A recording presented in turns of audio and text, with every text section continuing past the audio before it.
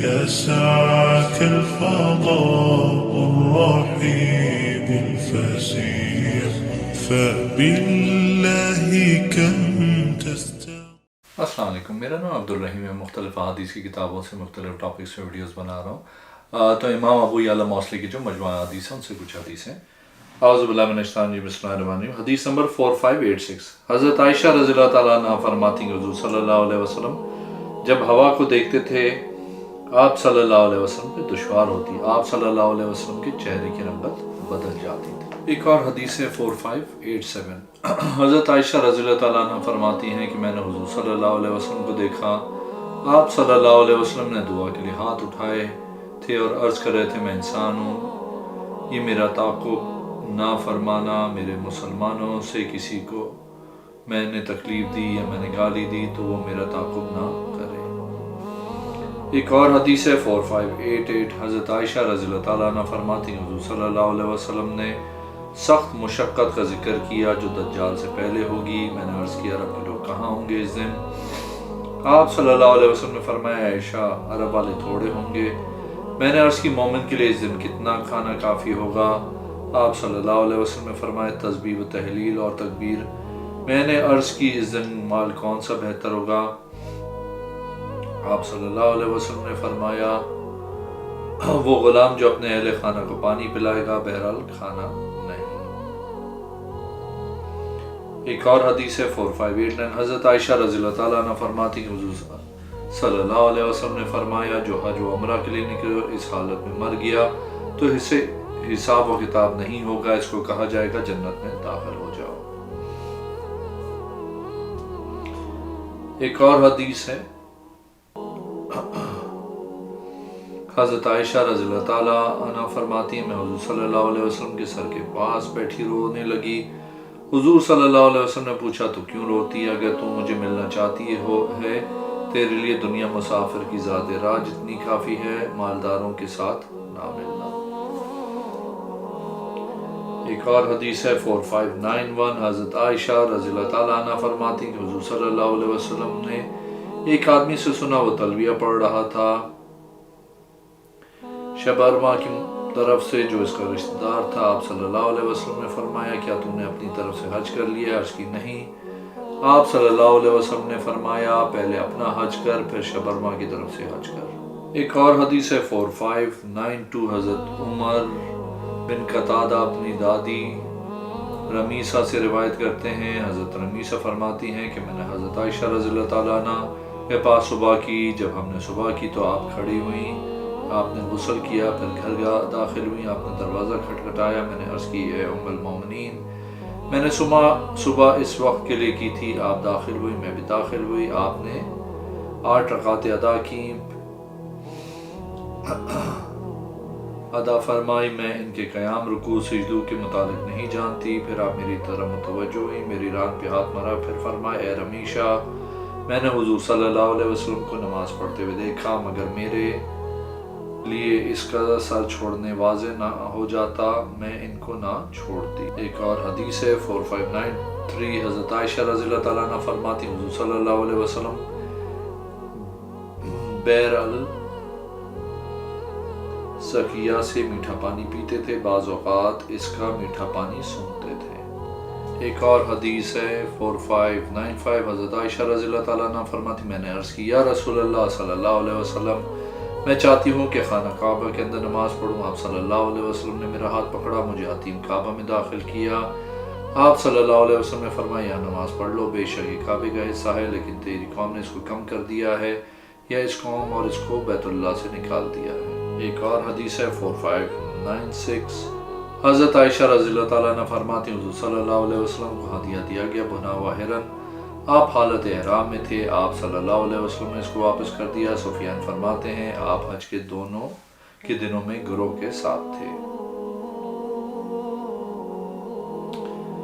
ایک اور حدیث ہے 4598، حضرت عائشہ رضی اللہ تعالیٰ عنہ فرماتی ہیں حضور صلی اللہ علیہ وسلم کے پاس ایک آدمی آیا، آپ نے اس کو قریب کیا، اپنی مجلس کے قریب کیا، پھر وہ آپ کے پاس سے نکلا، عرض کی یا رسول اللہ صلی اللہ علیہ وسلم کیا آپ اس کی یہ شکایت نہیں کر رہے تھے؟ آپ نے فرمایا کیوں نہیں، لیکن لوگوں میں سے سب سے برا انسان وہ ہے جس کی عزت اس کے شر سے بچنے کے لیے کی جائے۔ ایک اور حدیث ہے 4601، حضرت عائشہ رضی اللہ تعالیٰ عنہ فرماتی ہیں حضرت سودا رضی اللہ تعالیٰ عنہ جب بوڑھی ہو گئیں تو آپ نے اپنی باری کا دن حضرت عائشہ کو دے دیا۔ حضرت عائشہ رضی اللہ تعالیٰ عنہ فرماتی ہیں میں نے اپنی باری کا دن مجھے دے دیا تھا، آپ نے اپنی باری کا دن مجھے دے دیا تھا، وہ پہلی عورت تھی جس نے اپنی باری کا دن مجھے دیا تھا۔ ایک اور حدیث ہے 4603، حضرت عائشہ رضی اللہ تعالیٰ عنہ فرماتی ہیں حضور صلی اللہ علیہ وسلم کے پاس بچے لائے گئے تھے، آپ صلی اللہ علیہ وسلم ان کے لیے دعا کرتے تھے اور ان کے لیے برکت کی دعا کرتے۔ ایک بچہ لایا گیا، اس نے آپ صلی اللہ علیہ وسلم پہ پیشاب کیا، آپ صلی اللہ علیہ وسلم نے پانی منگوایا اور آپ نے اس پہ بہا دیا۔ ایک اور حدیث ہے 4605، حضرت بحیہ فرماتی ہیں کہ میں نے ایک عورت سے سنا کہ وہ حضرت عائشہ رضی اللہ تعالیٰ عنہ سے سوال کر رہی تھی کہ اس کا حیض فاسد ہو گیا ہے، وہ نہیں جانتی کہ وہ نماز کیسے پڑھے۔ اس کو حضرت عائشہ رضی اللہ تعالیٰ عنہ نے فرمایا میں نے حضور صلی اللہ علیہ وسلم سے پوچھا ایک عورت کے متعلق جس کا حیض فاسد ہو گیا تھا اور اس کو خون جاری تھا، وہ نہیں جانتی تھی کہ نماز کیسے پڑھے۔ آپ صلی اللہ علیہ وسلم نے مجھے حکم دیا کہ میں اس کو حکم دوں کہ وہ انتظار کرے جتنے دیر ہر ماہ کے حیض میں کرتی ہے، وہ اتنے دن اور رات ٹھہری رہے، پھر نماز کو چھوڑے، ان دنوں میں پھر غسل کرے، پھر اس جگہ پر رکھے اور پھر نماز پڑھے۔ میں سمجھتا ہوں یہ شیطان ہے، انشاءاللہ اللہ اس کو دور کر دے گا۔ حضرت عائشہ رضی اللہ تعالیٰ عنہ فرماتی ہیں میں نے اس کو ایسے کرنے کا حکم دیا، اللہ نے اسے لے گیا تو اپنی سہیلی کو یہ حکم دیا۔ ایک اور حدیث ہے 4606، حضرت عائشہ رضی اللہ تعالیٰ عنہ سے روایت ہے کہ مجھے 9 چیزیں ایسی دی گئیں جو سوائے حضرت مریم بنت عمران کو کہ نہیں دی گئی تھیں۔ وہ چیزیں یہ تھیں حضرت جبرائیل نے میری صورت کو لے کے آپ صلی اللہ علیہ وسلم کو خواب میں دکھائی، یہاں تک کہ حضور صلی اللہ علیہ وسلم نے میری ساتھ شادی کرنے کا حکم دیا، میرے ساتھ کنواری حالت میں شادی کی، میرے علاوہ کسی کنواری سے آپ نے شادی نہیں کی۔ آپ کا وصال اس حالت میں ہوا کہ آپ کا سر میری گود میں تھا، آپ کی قبر میری گھر میں بنی، بے شک فرشتے میرے گھر کو گھیر لیتے ہیں اور وہی میرے گھر میں نازل ہوتی رہی، جب آپ کسی اور گھر میں ہوتے تو آپ پہ وہی نہیں نازل ہوتی تھی۔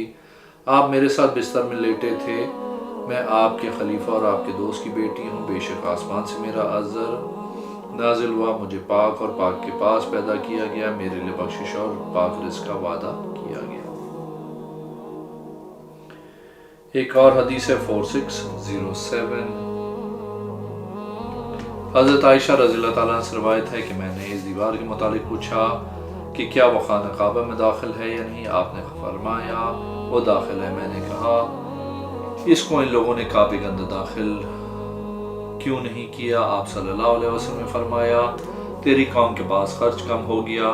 میں نے عرض کی اس کے دروازے کو بلند کیوں کیا گیا؟ آپ صلی اللہ علیہ وسلم نے فرمایا تیری قوم نے کیا تاکہ داخل ہو جس کو وہ چاہیں، اگر تیری قوم کا زمانہ جاہلیت کے قریب نہ ہوتا اور مجھے ان کے دل بدلنے کا خوف نہ ہوتا تو میں ضرور اس پتھر کو کعبہ شریف میں داخل کرتا اور اس کے دروازے کو زمین سے ملا دیتا۔ ایک اور حدیث ہے 4608، حضرت عائشہ رضی اللہ تعالیٰ عنہ سے روایت ہے کہ حضور صلی اللہ علیہ وسلم نے مجھے فرمایا اگر تیری قوم جہالیت کے زمانے کے قریب نہ ہوتی تو میں اس کعبے کے دروازے کو زمین کے ساتھ ملا دیتا، میں کعبے کو 6 ہاتھ زیادہ کر دیتا، اس کا ایک اور دروازہ مشرق کی جانب بناتا۔ ایک اور حدیث ہے 4609، حضرت عائشہ رضی اللہ تعالیٰ عنہ فرماتی ہیں کہ حضرت ام حبیبہ اور حضرت ام سلمہ نے ذکر کیا کہ انہوں نے حبشہ میں ایک کنیسہ دیکھا، اس میں تصاویر دیکھی، دونوں نے یہ بات حضور صلی اللہ علیہ وسلم کے سامنے کی۔ آپ صلی اللہ علیہ وسلم نے فرمایا ان میں طریقہ یہ ہے، ان میں جب کوئی نیک آدمی مر جاتا ہے وہ اس کی قبر پہ مسجد بناتے ہیں اور اس میں تصویریں رکھتے ہیں، ایسے ہی بدترین لوگ ہوں گے اللہ کے ہاں قیامت کے دن۔ ایک اور حدیث ہے 4610، حضرت عائشہ رضی اللہ تعالیٰ عنہ فرماتی ہیں کہ جب میں جاگتی ہوتی تو آپ صلی اللہ علیہ وسلم مجھ سے گفتگو کرتے، جب میں سو جاتی تو آپ اٹھتے، یعنی آپ صلی اللہ علیہ وسلم وتر ادا کرتے۔ ایک اور حدیث ہے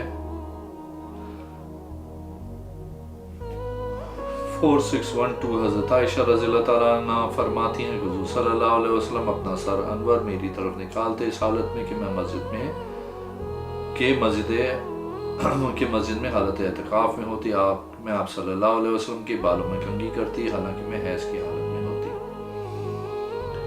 ایک اور حدیث ہے 4613، حضرت عائشہ رضی اللہ تعالیٰ عنہ فرماتی حضور صلی اللہ علیہ وسلم سے روزوں کے متعلق پوچھا گیا، آپ صلی اللہ علیہ وسلم نے فرمایا آپ روزے رکھتے تھے، یہاں تک کہ ہم کہتے کہ آپ صلی اللہ علیہ وسلم روزہ رکھیں گے، آپ صلی اللہ علیہ وسلم روزہ نہیں رکھتے تھے، یہاں تک کہ ہم کہتے ہیں آپ صلی اللہ علیہ وسلم روزہ نہیں رکھیں گے۔ میں نے کسی ماہ میں اتنے روزے نہیں رکھے جتنے ماہ شعبان میں رکھے تھے۔ آپ صلی اللہ علیہ وسلم کبھی شعبان کے مکمل روزے رکھتے، کبھی آپ صلی اللہ علیہ وسلم تھوڑے رکھتے تھے۔ ایک اور حدیث ہے 4614، حضرت عائشہ رضی اللہ تعالیٰ عنہ فرماتی میں نے حضور صلی اللہ علیہ وسلم سے پوچھا کہ نماز میں ادھر ادھر توجہ کرنے کے متعلق، آپ صلی اللہ علیہ وسلم نے فرمایا یہ شیطان بندہ کی نماز میں اپنا حصہ اچک لیتا ہے۔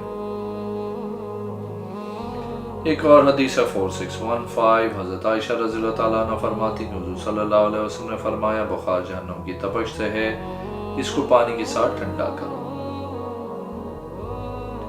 ایک اور حدیث ہے 4616، حضرت عائشہ رضی اللہ تعالیٰ عنہ فرماتی ہیں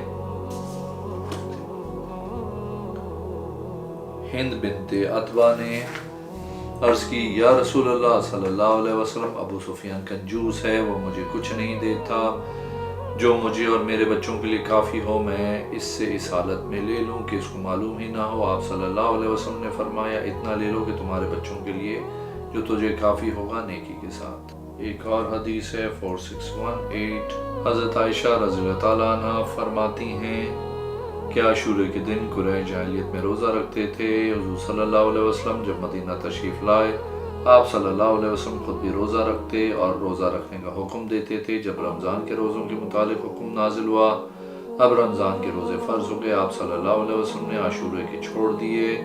آپ صلی اللہ علیہ وسلم نے فرمایا جو چاہے روزہ رکھے، جو چاہے نہ رکھے۔ ایک اور حدیث ہے 4619، حضرت عائشہ رضی اللہ تعالیٰ عنہ فرماتی ہیں میں اور حفصہ دونوں روزے کی حالت میں تھے، ہم کو کھانا دیا گیا، ہم کو کھانے کی چاہت ہوئی، ہم نے اسے کھایا۔ حضور صلی اللہ علیہ وسلم تشریف لائے، آپ صلی اللہ علیہ وسلم کو بتانے کے لیے آئے۔ حضرت حفصہ رضی اللہ تعالیٰ عنہ نے مجھ سے جلدی کی، وہ اپنے باپ کی بیٹی تھی، یعنی دلیر باپ کی تھی۔ عرض کی اللہ کے نبی، ہم دونوں اس دن روزے کی حالت میں تھے، ہم کو کھانا دیا گیا، ہم کو چاہت ہوئی، ہم نے اسے کھایا۔ آپ صلی اللہ علیہ وسلم نے فرمایا کسی دوسرے دن میں اس کی قضا کر لینا۔ ایک اور حدیث ہے 4620، حضرت محمد بن صائب بن برقہ اپنی امی سے روایت کرتے ہیں، انہوں نے حضرت عائشہ رضی اللہ تعالیٰ عنہ کے ساتھ طواف کیا 3 چکر۔ جب 7 چکر مکمل کر لیتی تھیں، آپ کعبے کے دروازے حجر اسود کے درمیان اللہ سے پناہ مانگتی تھیں، یہاں تک کہ آپ نے مکمل طواف کر لیا۔ ہر 7 چکر پہ 2 رکعات واجب برائے طواف ادا کرتی تھیں۔ آپ کے ساتھ دیگر عورتیں بھی تھیں۔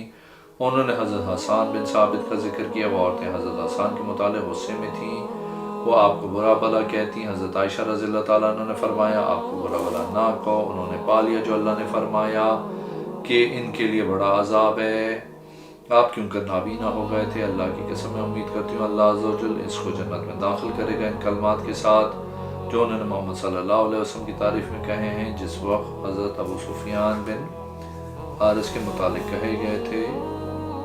کہے تھے تو نے محمد صلی اللہ علیہ وسلم کی حجوں کی میں آپ کی طرف سے جواب دیتا ہوں، اللہ کے ہاں اس کا بدلہ ہے، میرے ماں باپ اولاد اور میری عزت محمد صلی اللہ علیہ وسلم کی ناموں کی حفاظت کے لیے ہے۔ کیا تو آپ کی حجوں کرتا ہے، حالانکہ تو آپ صلی اللہ علیہ وسلم کے برابر کا نہیں، تم میں سے شریر تم سے بہتر پر قربان ہو۔ اگر آپ نے میرے چینل کو اب تک سبسکرائب نہیں کیا تو پلیز کیجیے، اس ویڈیو کو لائک کیجیے، اگلے میں انشاءاللہ حاضر ہوں۔